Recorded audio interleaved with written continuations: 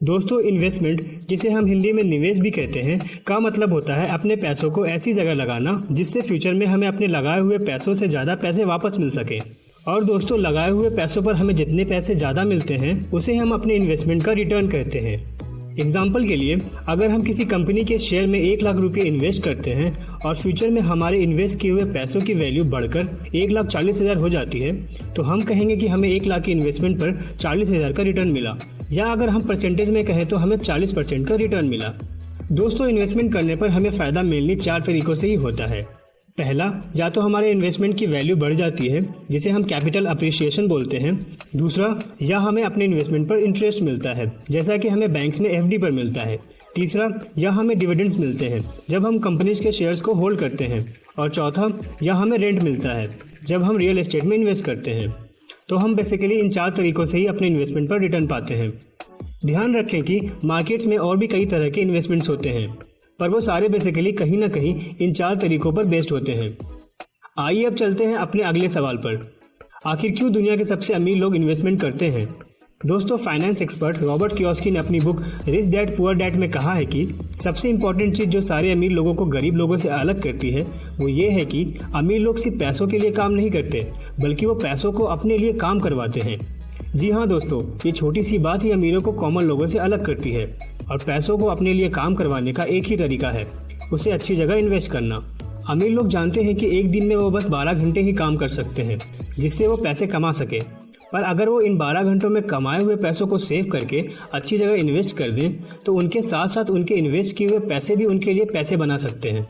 और फिर उन इन्वेस्ट किए हुए पैसों से जो रिटर्न आएगा वो उन्हें भी इसी तरह इन्वेस्ट करके और पैसे बना सकते हैं।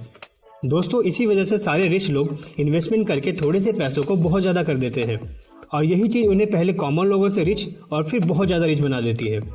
पर दोस्तों, यहाँ पर ध्यान देने वाली बात यह है कि सारे रिच लोग शुरू से ही रिच नहीं होते। वो भी कॉमन लोगों की तरह ही स्टार्ट करते हैं, जॉब्स करते हैं और सबसे इम्पोर्टेंट पैसे सेव करते हैं। फिर पैसों को अच्छी जगह इन्वेस्ट करते हैं और फिर अपने इन्वेस्टमेंट से मिले रिटर्न्स को वापस से इन्वेस्ट करते हैं, और इसी तरह वो एक दिन कॉमन लोगों से रिच और फिर सुपर रिच बन जाते हैं। यकीन मानिए दोस्तों, अगर आप भी ऐसा करेंगे तो आप भी लॉन्ग टर्म में बहुत रिच हो सकते हैं। अब हम आ गए हैं अपने तीसरे सवाल पर, इन्वेस्टमेंट करना हमारे लिए क्यों इम्पोर्टेंट है। दोस्तों, हमने अभी जाना कि रिच लोग किस तरह इन्वेस्टमेंट करके अपने पैसों को बढ़ाते हैं। तो अगर हम भी अपने पैसों को इस तरह बढ़ाना चाहते हैं तो हमें भी इन्वेस्टमेंट करना पड़ेगा। पर इन्वेस्टमेंट का एम सिर्फ रिच बनना नहीं होता। दोस्तों, इन्वेस्टमेंट करने का एक और सबसे बड़ा रीज़न होता है इन्फ्लेशन, जिसे हिंदी में हम मुद्रास्फीति कहते हैं या आम भाषा में महंगाई बोलते हैं। दोस्तों, पहले एक प्लेट खाना 20 रुपये में आ जाता था, अब वही खाना 80 रुपये में आता है। इसका क्या मतलब है? इसका मतलब ये है कि आज के 80 रुपये पहले के 20 रुपये के बराबर है। जी हाँ दोस्तों, इन्फ्लेशन इसी तरह पैसे की वैल्यू को कम कर देता है।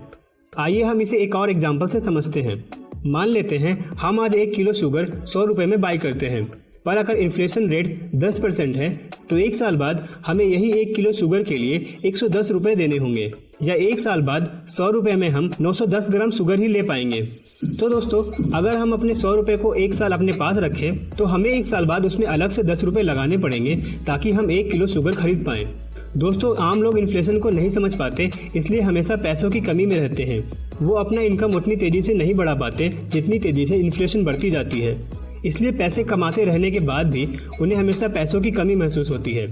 दोस्तों, अगर हम चाहते हैं कि हमारे आज के 100 रुपये 1 साल बाद के 110 रुपये के बराबर हो तो हमें उस 100 रुपये को आज इन्वेस्ट करना होगा ताकि 1 साल बाद 110 रुपये हो पाए और हमें सेम चीज़ को बाई करने के लिए अलग से पैसे लगाना ना पड़े। दोस्तों, अब हम आ गए हैं अपने आखिरी सवाल पर, कहाँ पर इन्वेस्टमेंट करना बेस्ट होता है। इंडिया में लोग मेनली 3 चीज़ों में ही इन्वेस्ट करते हैं। पहला गोल्ड, दूसरा रियल एस्टेट और तीसरा स्टॉक मार्केट में।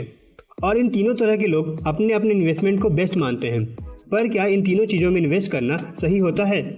दोस्तों, जैसा कि हमने जाना कि हम इन्वेस्टमेंट इसलिए करते हैं ताकि हमें रिटर्न्स मिल सके, तो आइए देखते हैं कि इन तीनों टाइप के इन्वेस्टमेंट्स ने पास्ट में कितने % रिटर्न्स दिए हैं। सबसे पहले बात करते हैं गोल्ड की। अगर हमने 1979 में 1 लाख रुपये गोल्ड में इन्वेस्ट किया होता तो आज 2019 में उसकी वैल्यू लगभग 42,70,000 होती। अगर हम इसे परसेंटेज रिटर्न्स में कन्वर्ट करें तो गोल्ड ने लास्ट 40 ईयर्स में 9.84% पर ईयर का कंपाउंड रिटर्न दिया है। इसी तरह और अगर हमने 1979 में 1 लाख रुपए रियल एस्टेट में इन्वेस्ट किया होता तो आज 2019 में उसकी वैल्यू लगभग 1 करोड़ 10 लाख होती। और हम इसे परसेंटेज रिटर्न में कन्वर्ट करें तो रियल एस्टेट ने लास्ट 40 ईयर में 12.47% पर ईयर का कंपाउंड रिटर्न दिया है। पर दोस्तों अगर हमने 1979 में 1 लाख रुपए शेयर मार्केट में इन्वेस्ट किया होता तो आज 2019 में उसकी वैल्यू लगभग 3 करोड़ 76 लाख होती। अगर हम इसे परसेंटेज रिटर्न में कन्वर्ट करें तो शेयर मार्केट ने लास्ट 40 ईयर में 16.16% पर ईयर का कंपाउंड रिटर्न दिया है। दोस्तों ये रिटर्न सिर्फ सेंसेक्स का है जिसकी वैल्यू 1979 में 100 थी और आज ये 37,000 पहुंच चुका है। अगर आपको सेंसेक्स के बारे में पता नहीं है तो हमने सेंसेक्स और निफ्टी पर एक डिटेल वीडियो बनाया हुआ है, आप उस वीडियो को जरूर देखें।